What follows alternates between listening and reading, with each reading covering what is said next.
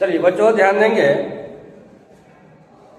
उस दिन first video में बता रहे थे हम संधि के बारे में, और संधि उस दिन जो संधि समझा रहे थे तो समझाते हुए दीर्घ स्वर संधि तक हम लोग पहुंचे थे। ठीक, उसके बाद आपको जो है उदाहरण जो छूट गया वहां से आज का वीडियो में हम बताने जा रहे हैं। आइए शुरू करते हैं हम दीर्घ स्वर संधि के उदाहरण से। ओके, तो चलेंगे बच्चों, है ना। दीर्घ स्वर संधि, ध्यान देने की बात है यहाँ पर। इस उदाहरण में आप पूछते ये बात हम समझा रहे थे कि अ प्लस अ दोनों को जोड़ से क्या बनेगा, तो आ प्लस अ से क्या बनेगा बाबू, आ बनेगा। ठीक है, तो आइए अ प्लस अ से हम उदाहरण देंगे। फिर अ प्लस आ बराबर आ होगा, आ प्लस अ तो भी आ, और आ प्लस अ तो भी आ होगा। आइए एक एक करके हम लोग, है ना, लिखते हुए जानेंगे किस प्रकार से।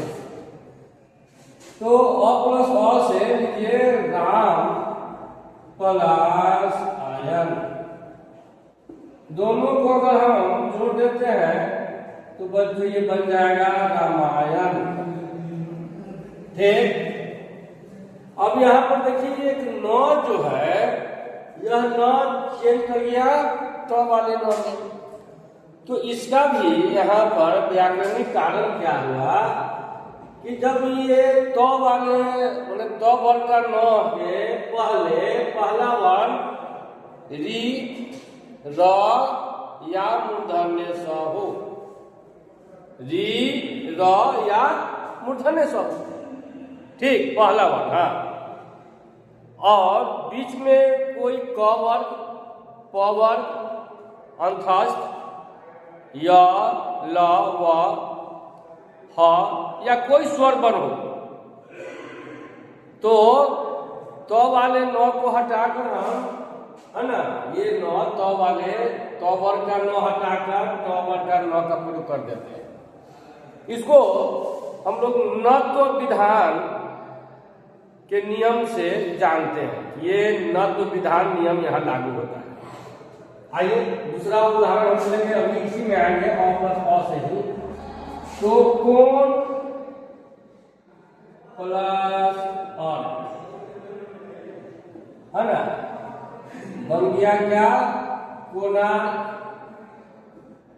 फिर और भी बहुत सा एग्जाम्पल होगा इसका। दीप प्लस अवली दीपावली, चरण प्लस अमृत चरणामृत। ठीक है, बहुत सा उदाहरण। अब आइए दो दो उदाहरण हम देते हुए बढ़ते हैं आगे। अब देखिए अ प्लस आ, तो भी क्या होगा, आ होगा। ठीक है, अब यहाँ पर देखिए दो उदाहरण हम दे रहे हैं। हिम प्लस आलय, है ना, दोनों के मेल से क्या बना, हिमालय। फिर शिव प्लस आलय, दोनों के मेल से क्या होगा, शिवालय। ठीक, हिम माने बर्फ, आलय माने घर, दोनों को जोड़ दिए तो हिमालय। ठीक, माने जहां बर्फ का घर हो, है ना, जहां बर्फ से आच्छादित हो, वैसे पर्वत को हम लोग हिमालय के नाम से जानते हैं। शिव बने भगवान शंकर प्लस आलय, आलय बने घर, दोनों को जोड़ रहे हैं तो शिवालय। अब यहाँ देखिए इस म में अ आ गया, ये अ प्लस आ है, यहाँ म में अ प्लस आलय का आ, दोनों को मिला के यहाँ व में आ की मात्रा दे दिए। शिव में का व जो है व वर्ण से अ लिए प्लस फिर हमने आले का आ। अब यहाँ जो है व का अ और यहाँ आले का आ, ये दोनों को हमने जोड़ दिया तो यहाँ व में आ की मात्रा लगा दिए शिवालय। ठीक है बच्चों, अगला चलिए इसके आगे आइए। अब है आ प्लस अ, तो भी क्या होगा, आ ही होगा, है ना। अब देखिए विद्या प्लस अभ्यास, दोनों के योग से विद्याभ्यास बन जाएगा, है ना। यहां देखिए विद्या आ और प्लस दोनों, तो विद्या में से हम आ ले लिए और अभ्यास का अ, दोनों को मैंने जोड़े तो यहाँ विद्या, है ना, यहां से हम आ बना दिए। अब देखिए विद्या प्लस अर्थी, दोनों के मेल से बन गया विद्यार्थी। ठीक, अब थोड़ा सा यहाँ जो है मानक रूप को हम थोड़ा प्रचलित रूप में ले आते हैं। ये विद्या तो देख रहे हैं, है ना, इसमें कौन कौन सा वर्ण का योग बने योग हुआ है।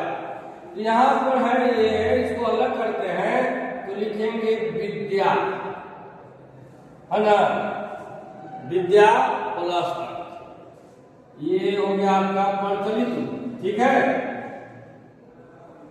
विद्यार्थी।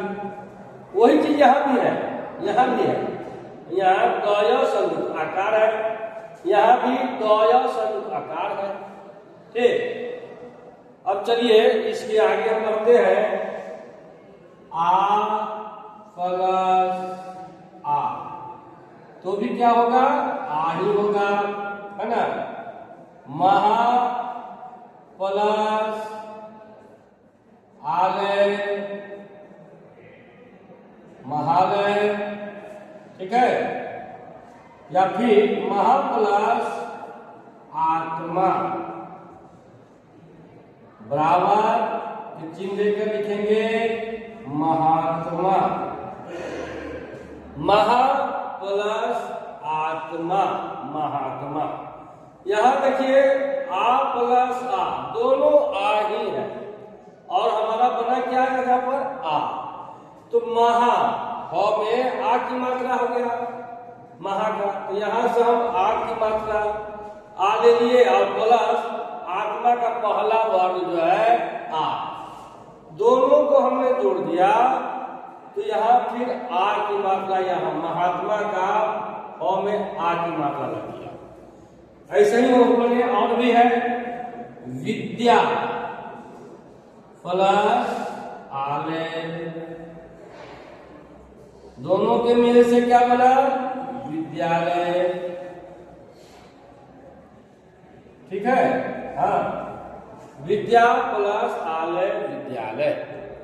यहाँ विद्या का क्या है आ प्लस आलय का पहला वर्ण आ, दोनों के मेल से यहाँ दया संयुक्त आ की मात्रा लग गया विद्या में। ठीक है, तो विद्यालय।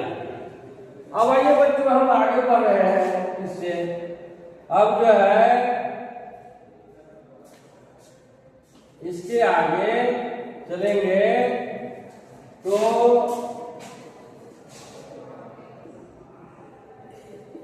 यहाँ पर हराशी प्लस हराशी, दोनों के मेल से क्या होगा, दीर्घ ई होगा।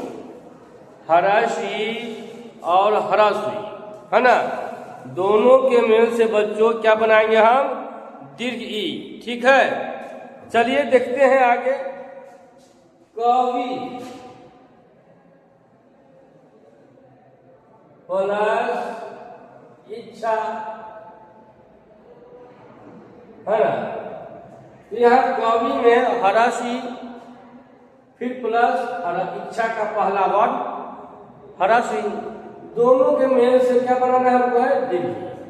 तो यहाँ पर लिखेंगे कविच्छा, है ना। तो यहाँ जो कवि में, यहाँ कविच्छा में व में दीर्घिकार की मात्रा, यहाँ से कवि में जो हर्षिकार है इसको निकालें और प्लस इच्छा का पहला वर्ण ह्रस्व निकालें।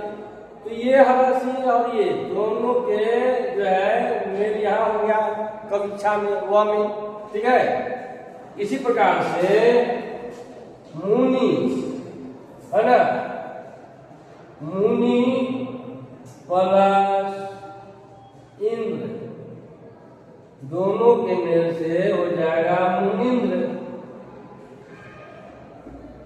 फिर यहां भी ह्रस्व मुनि का 9 में का ह्रस्व और प्लस इंद्र का पहला वर्ण ह्रस्व, दोनों ह्रस्व मिलकर यहाँ जो लिखे मुनिंद्र, यहाँ 9 में दीर्घ ई की मात्रा लगे। ठीक इसी ढंग से फिर आइए ह्रस्व और दीर्घ ई, तो भी क्या होगा दीर्घ ई ही होगा, है ना। अब जैसे देखिए कॉपी, कॉपी मीन्स बंदर, है ना, हनुमान, तो यहाँ कॉपी में हर्षिकार है। इस माने ईश्वर भगवान, ठीक। तो इसका पहला वर्ण जो है यहाँ पर दीर्घ ई है। यहाँ जो देख रहे हैं ह्रस्व प्लस दीर्घ, दोनों के में से क्या हुआ है दीर्घ। तो यहाँ कॉपी का कॉपी प में ह्रस्व है, इसको ले लिए, प का मैंने प में जो है ह्रस्व इसको, और इसका पहला वर्ण दीर्घ ई, दोनों को जो बने लेकर हमारा कपीस बनेगा, उसमें प में दीर्घिकार लग जाएगा। यहाँ पर क्या किए कपीस जब लिखे तब प में बड़ी माने दीर्घ ई की मात्रा हमने लगाया है। ठीक, और भी आइए रवि, रवि माने सूरज प्लस इस,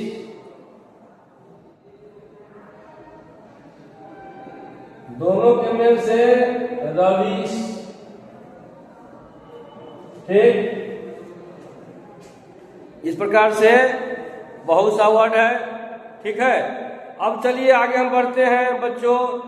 अब जो है दीर्घ ई प्लस ह्रस्व ई, ठीक है।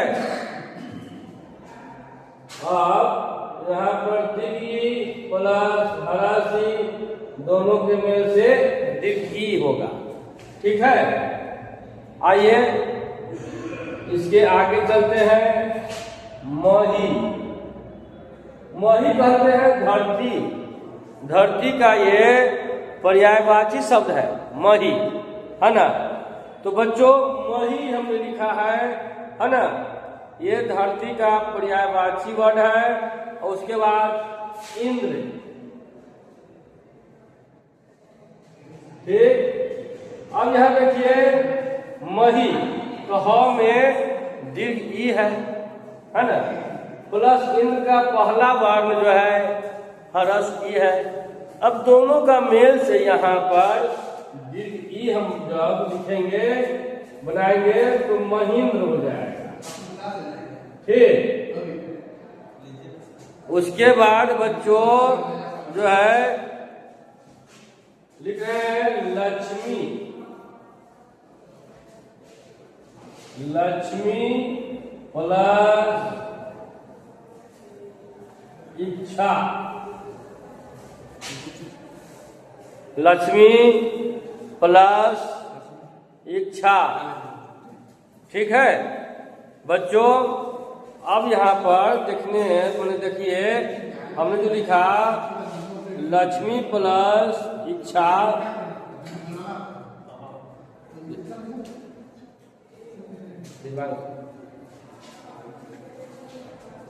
अब जो है बच्चों देखेंगे यहाँ पर लक्ष्मी में जो हमने लिखा है यहाँ पर आपको दीर्घ ई की मात्रा। इच्छा का पहला वर्ण हरस ई है, दोनों के मेल से यहाँ बनेंगे हम लोग लक्ष्मीच्छा, बने लक्ष्मी की इच्छा। ठीक है, तो बच्चों यहाँ दीर्घ और उसके बाद हरसी दोनों को मिलाकर मम्मी यहाँ हमने दीर्घ ई की मात्रा का प्रयोग किया है। अब आइए इससे आगे बढ़ते हैं बच्चों, दीर्घ ई प्लस दीर्घ ई, तो भी क्या बनेगा, दीर्घ ई ही बनेगा। ठीक, दीर्घ ई में हम जो है दीर्घ ई का मेल करेंगे तो भी दीर्घ ई होगा। ठीक है, जैसे जानकी, जानकी प्लस ई, जानकीस। ठीक है, सती प्लस ईस, सतीश। ठीक, अब यहाँ पर दीर्घ ई प्लस दीर्घ ई, तो भी क्या हुआ, दीर्घ ई ही हुआ। यहाँ जानकी अंतिम वर्ण में जो है की माने दीर्घ ई की मात्रा, क में दीर्घ ई की मात्रा, और उसके बाद इसका पहला वर्ण जो है दीर्घ ई, दोनों जो है दीर्घ ई से यहाँ जानकी जो लिखे क में दीर्घ ई की मात्रा लग गया। फिर यहाँ देखिए सती, यहाँ पर सती जो लिखे तो में दीर्घ ई की मात्रा। ठीक है, लगा हुआ है, प्लस इस जो लिखे हैं इसमें पहला वर्ण हमारा दीर्घ ई है, तो सती तो में का दीर्घ ई और इसका पहला वर्ण जो है दीर्घ ई, दोनों मिलाकर हमने यहाँ तो में दीर्घ ई का प्रयोग कर दिया है ना। तो बन क्या गया, सती, सती प्लस ई सतीश। इसी प्रकार से फिर हम आगे बढ़ते हैं बच्चों। अब जो है हराशु प्लस हराशु, दोनों का अगर हम मेल कराएंगे तो क्या बनेगा, दीर्घ उ। ठीक है, उदाहरण के लिए चलिए, है ना, साधु, है ना, प्लस उपदेश, साधु उपदेश।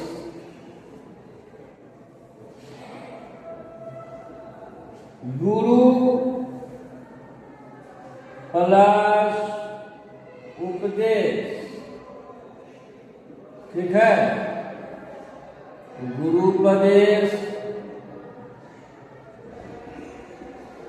क्या देखिए, हरसु प्लस हरसु, दोनों का मेल से क्या बना, दीर्घ उ।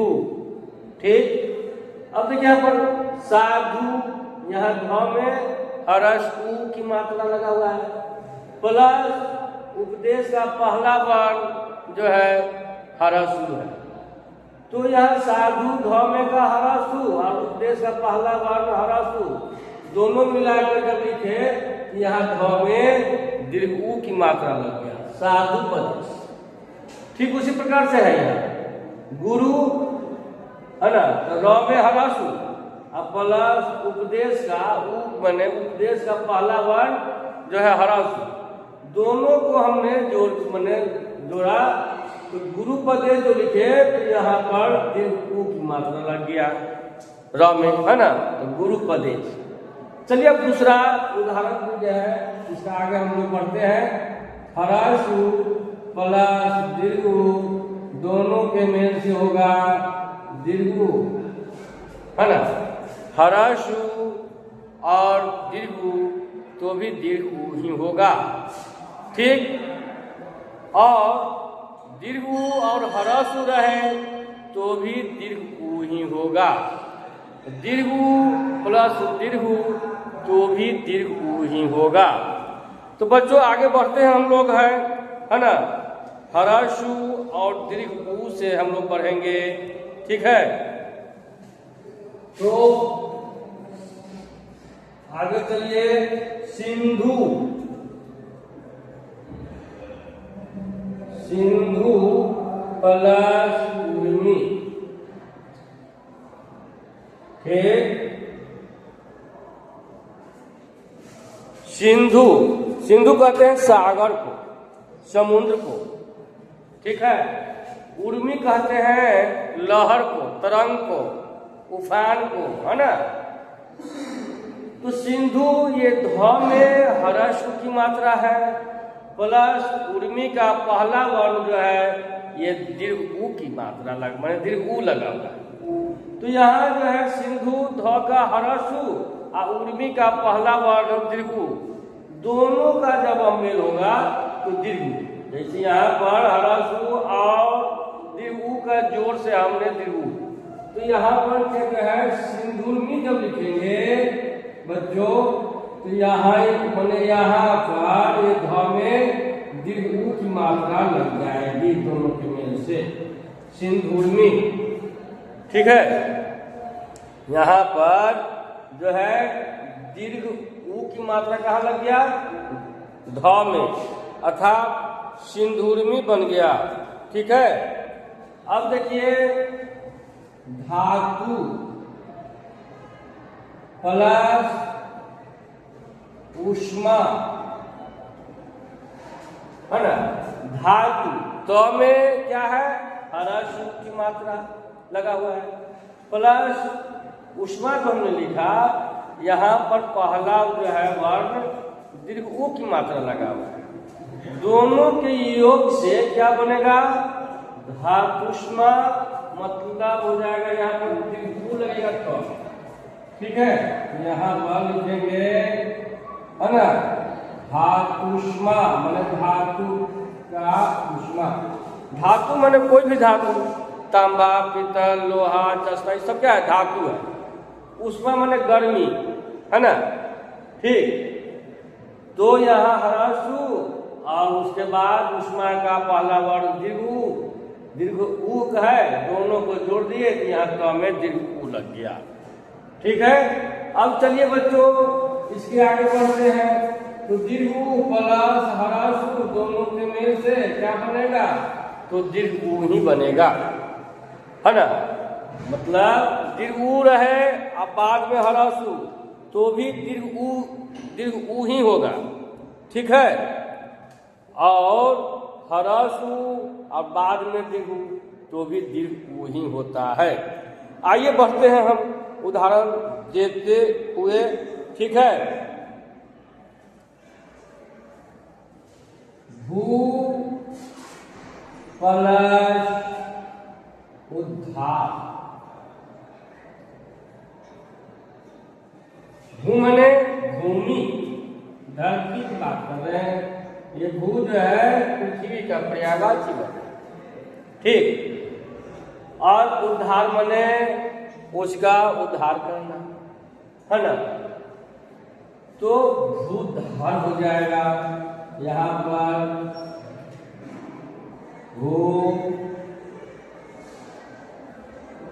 भूधार।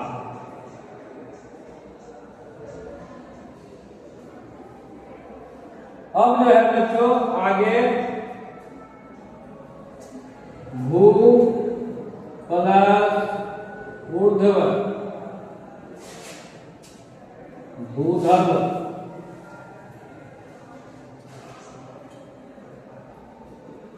ठीक, यहाँ पर देखिए भाव बने भू जो लिखे हैं, यहाँ दीर्घ ऊ और ऊर्ध्व का जो है पहला वर्ण जो है मेरा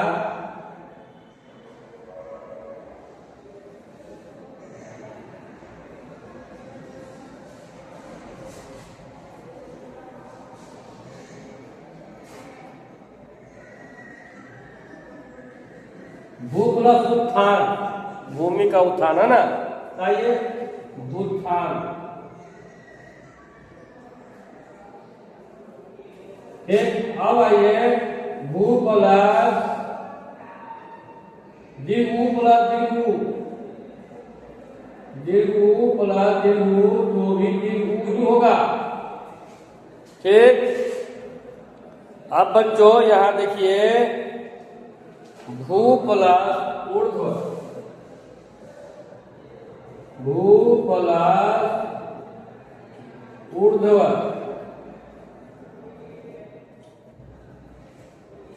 दोनों के मेल से भूधर्म हो जाएगा।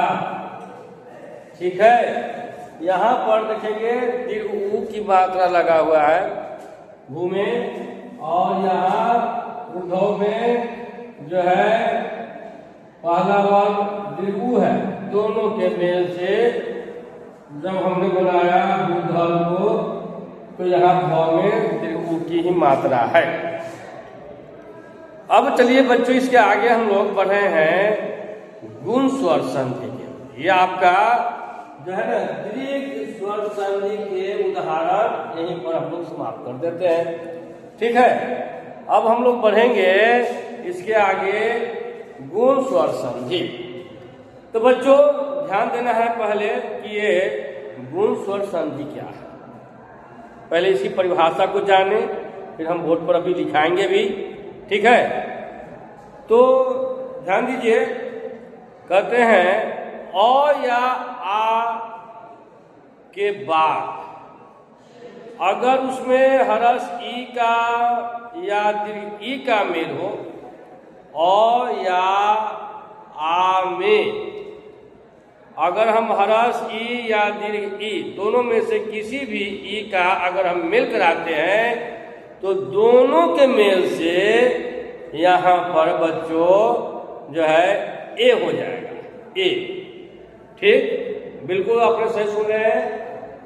और यदि अ आ में ई के जगह पर हरस ई हो या दीर्घ ई हो, तो दोनों के जगह पर अगर वहाँ अगर हरस ई ना होकर दीर्घ ई ना होकर अगर हम हरस उ या दीर्घ उ दोनों में से किसी का भी अगर मेल करा देंगे, तो दोनों के मेल से क्या बनेगा वहां पर ओ। ठीक, और यदि अ या आ में अगर हम री का मेल करा दे, तो दोनों के मेल से बच्चों और बन जाता है। ठीक, बात समझ रहे हैं? बिल्कुल यही जो है, तो स्वर संधि के इस विकार को ही हम गुण स्वर संधि कहते हैं। फिर से समझिए, फिर से आइए हम समझा रहे फिर से, है ना जी। गुण स्वर संधि की परिभाषा आप लिखेंगे, है ना, यदि अ या आ के बाद हरस ई या दीर्घ ई के मेल से बने अ या आ के बाद हरस ई या दीर्घ ई का मेल हो, तो दोनों के मेल से ए बनेगा, है ना। पहले समझिए ठीक से, यदि अ या आ के बाद हरस ई या दीर्घ ई रहे, तो दोनों के मेल से ए हो जाता है। ठीक, हाँ। और यदि अ या आ के बाद ओ माने उ हरस उ या दीर्घ उ रहे, तो दोनों के मेल से ओ हो जाता है। ठीक, यदि अ या आ के बाद